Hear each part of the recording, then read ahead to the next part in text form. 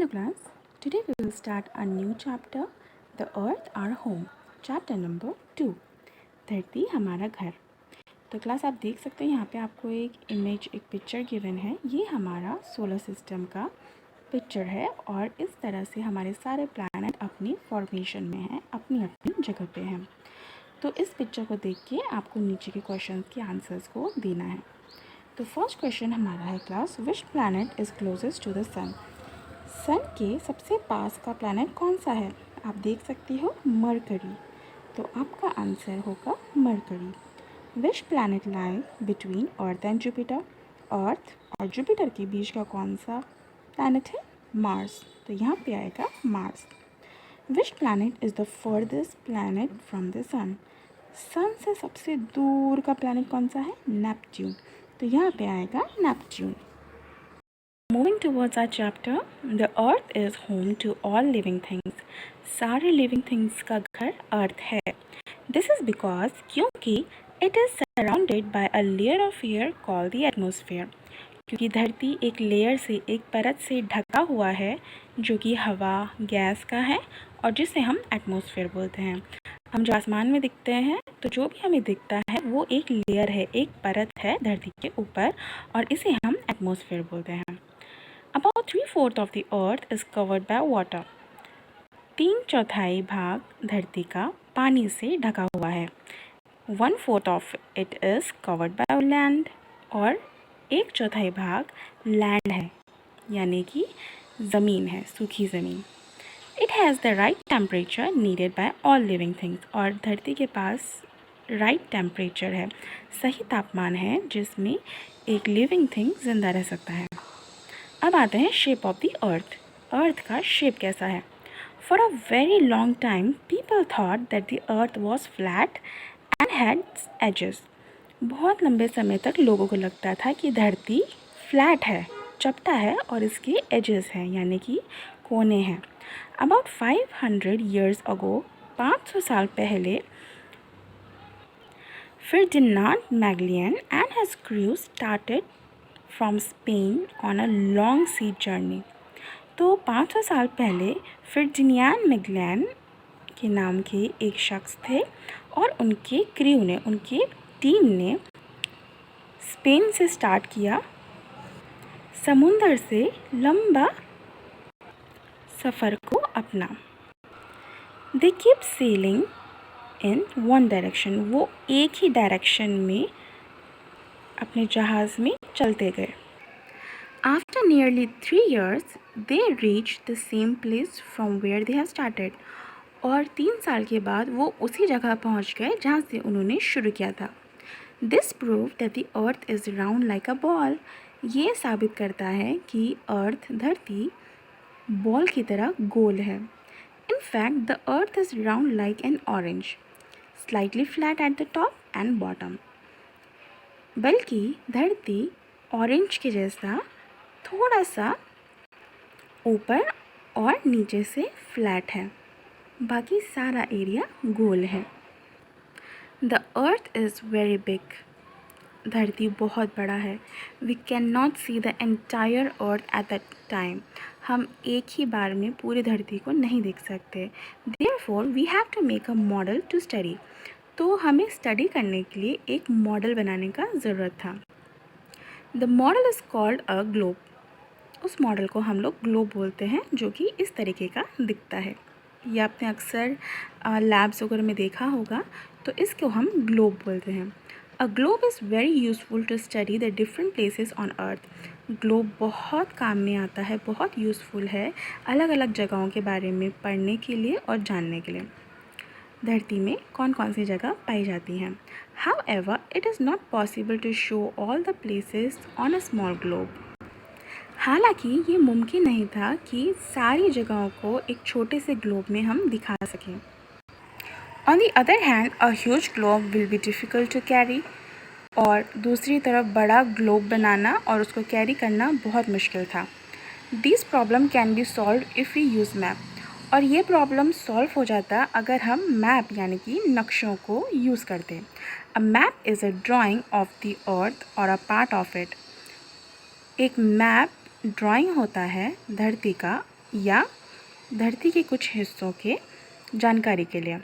Map can be big और small, map बड़ा या छोटा दोनों हो सकता है। A book of map is called an Atlas. एक बुक होता है जिसमें सारे मैप्स गिवन होते हैं हर जगह के, अर्थ का या कोई भी जगह का, तो उसको हम एटलस बोलते हैं। इम्पॉर्टेंट है क्लास, मार्क कर लेना। Do you have one? क्या आपके पास एटलस है? Sometimes we use very large map, कभी कभी हम लोग बहुत बड़े बड़े मैप्स का यूज़ करते हैं।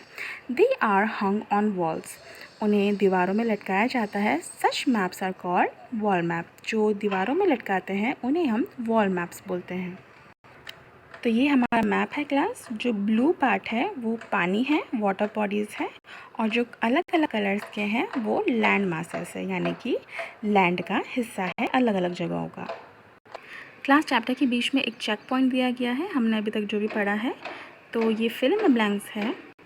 फर्स्ट है हमारा water covers about dash of the earth, 3/4 of the अर्थ, 3/4 अर्थ का पार्ट है पानी।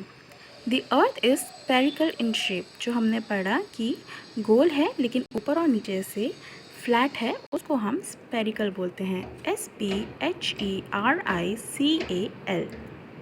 In shape. And dash is the book of maps, जो मैप का बुक होता है जिसमें अलग अलग मैप्स दिए होते हैं उसको हम एटलस बोलते हैं। ATLAS। इसे अपनी बुक्स में कंप्लीट कीजिए क्लास।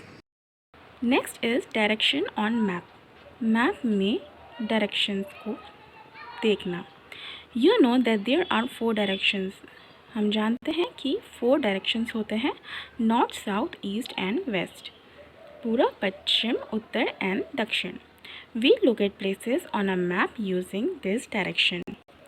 हम जगह को भी मैप में इसी तरह से लोकेट करते हैं कि कौन सी जगह नॉर्थ, साउथ या ईस्ट या वेस्ट में पड़ती है। इसी तरह से मैप में भी इनको दिया जाता है।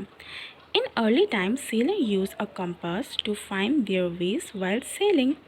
पुराने ज़माने में सेलर्स जो होते थे, नाविक लोग, वो लोग कंपास का इस्तेमाल करते थे अपनी डायरेक्शन को पहचानने के लिए, क्योंकि समुंदर के बीच में हमें डायरेक्शंस का पता नहीं होता है कि कहाँ पे नॉर्थ है या कहाँ साउथ, ईस्ट या वेस्ट है, तो इस तरीके का कंपास इस्तेमाल किया जाता था।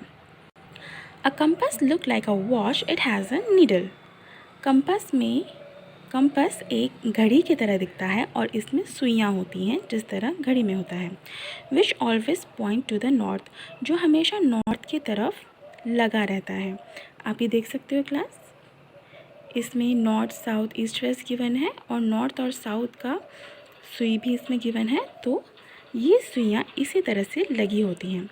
Once you know where is north you can find the other directions. अगर आपको एक बार पता चल जाए कि नॉर्थ किस तरफ है तो बाकी डायरेक्शंस को पता लगाने में आपको मुश्किल नहीं होता है। तो ये कंपास में नॉर्थ और साउथ का एक ही डायरेक्शन फिक्स होता है। जब हम इसको यूज़ करते हैं तो ये हमें बता देता है कि किस तरफ कौन सा डायरेक्शन है, और जब एक डायरेक्शन का पता चल जाता है तो बाकी डायरेक्शंस हमें पहचानने में मुश्किल नहीं होता है। तो जब भी सेलर लोग को, नाविक लोगों को अपना डायरेक्शंस पता करना होता था, वो इस कंपास को निकालते थे और इनकी जो सुइयाँ होती हैं वो घूमती हैं। तो जब भी वो निकालते थे तो कंपास अपनी डायरेक्शन को पहचान के इस नीडल्स की हेल्प से उनको डायरेक्शन बताते थे। अब आते हैं ओशन एंड कॉन्टिनेंट्स में। अब जानेंगे ओशन क्या है और कॉन्टिनेंट्स क्या है। Very large bodies of water are called ocean. जो बड़े बड़े समुंदर होते हैं, जो वाटर के बहुत बड़े बॉडीज़ होते हैं, उसको हम ओशन बोलते हैं। देयर आर 5 ओशंस 5 हैं।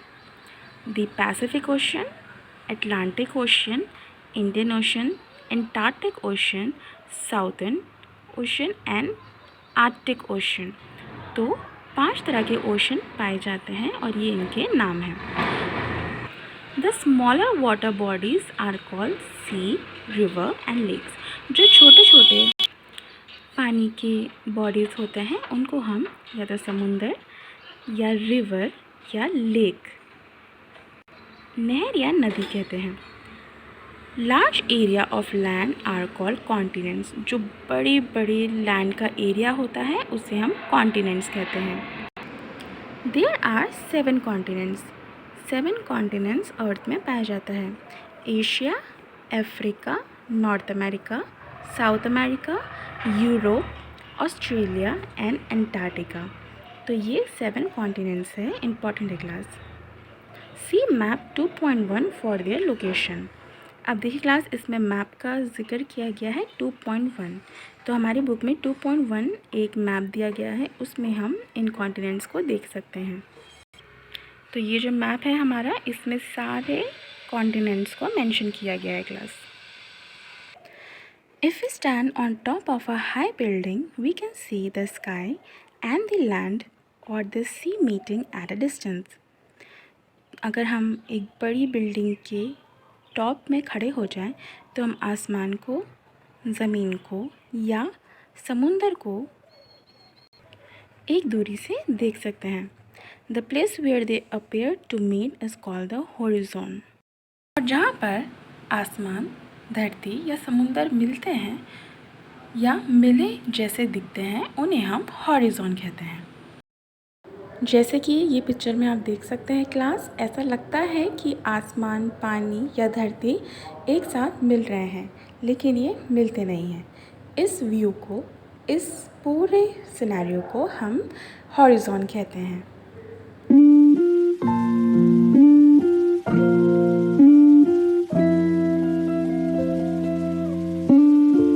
Move towards the horizon, the sky and the land appear to move further away.